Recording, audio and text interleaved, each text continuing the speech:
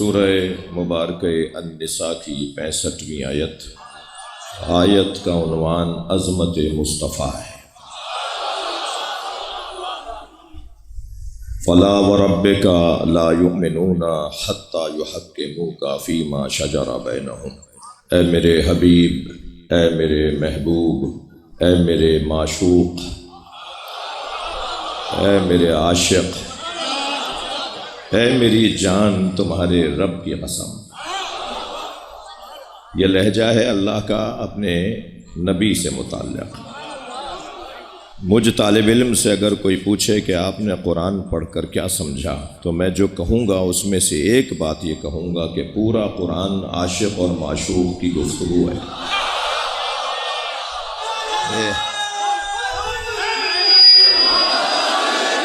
آپ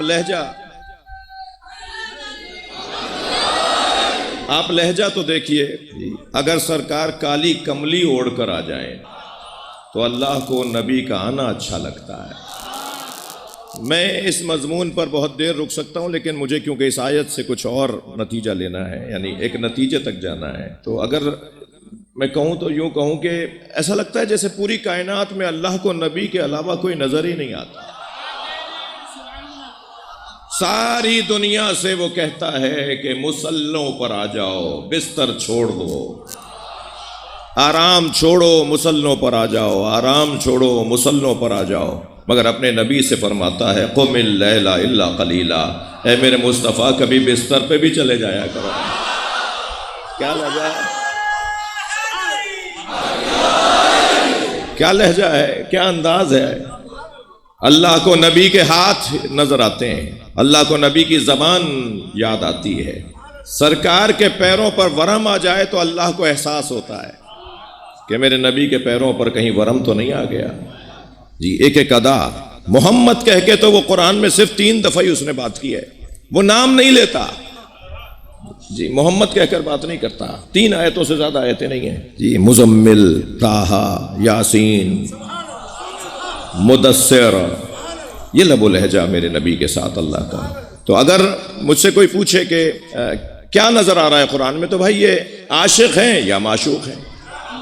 اچھا، ممکن ہے کہ کوئی ایک دوست، بہت بڑا اہتمام ہے، بہت بڑا مجمع ہے، ہمارے کوریجا برادران نے فرمایا، حاجی کرم حسین صاحب، تمام ڈیرہ غازی خان کے احباب تشریف فرما ہیں، لہٰذا میں یہ سوچ بھی رہا ہوں کہ شاید کوئی ایک ایسا بچہ، کوئی جوان، اہل سنت بہت آئے ہوئے ہیں، مجھے ابھی آتے آتے معلوم ہوا کہ جماعت اسلامی کے دوست بھی ہیں، مولانا فضل الرحمان کے جماعت کے لوگ بھی ہیں، ویسے بھی در حسین پہ ملتے ہیں ہر مزاج کے لوگ۔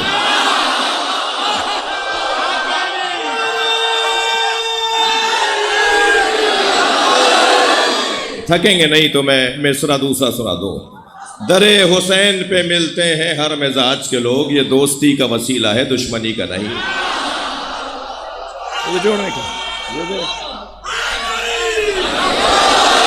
یہ جوڑنے کی جگہ ہے بھائی۔ اچھا،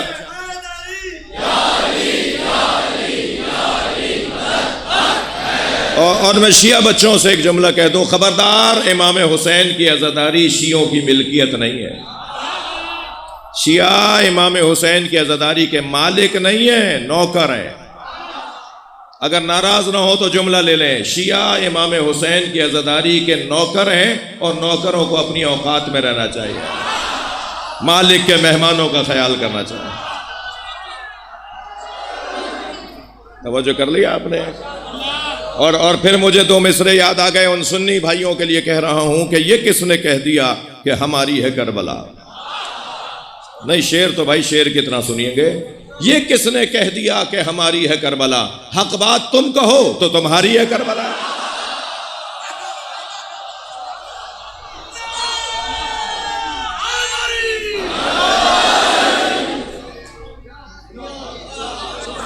تو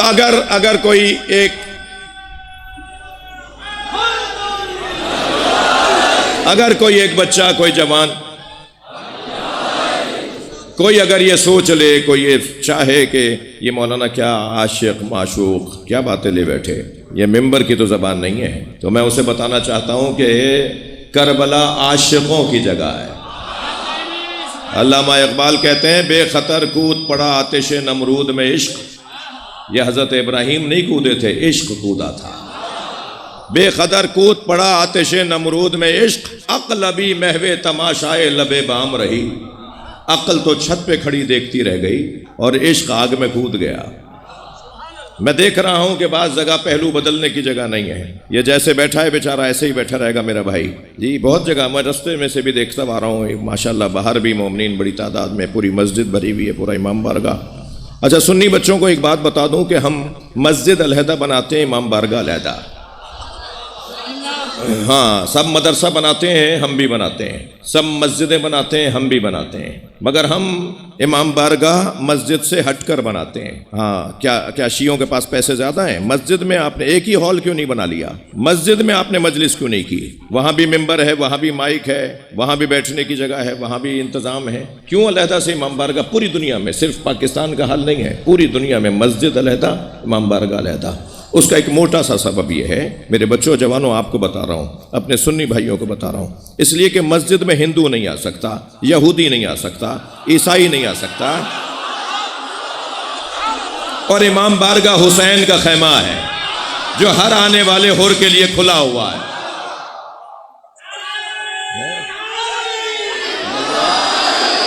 لہٰذا یہ جوڑنے کی جگہ ہے۔ تو عشق کے بارے میں بات کر رہا تھا کہ پورا قرآن عاشق و معشوق کی گفتگو۔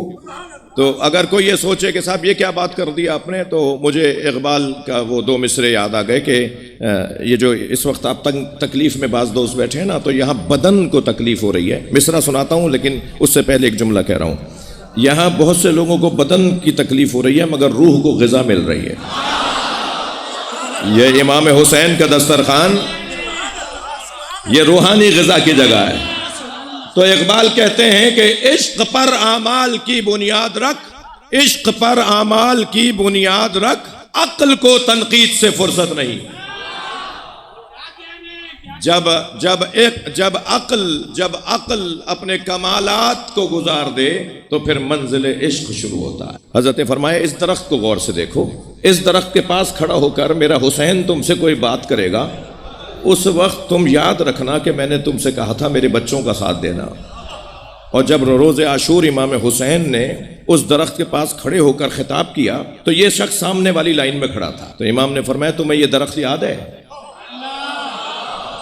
جی امام نے فرمایا میرے بابا نے تمہیں یہ درخت یاد کروایا تھا، یہ وہی دن ہے کہ جس دن کے لیے میرے بابا نے تمہیں توجہ دی تھی۔ تو کربلا عاشقوں کی جگہ ہے۔ تو یہ آیہ کریمہ بھی، اچھا عاشق اور معشوق یعنی کب نبی عاشق ہے، کب نبی معشوق الہی ہیں؟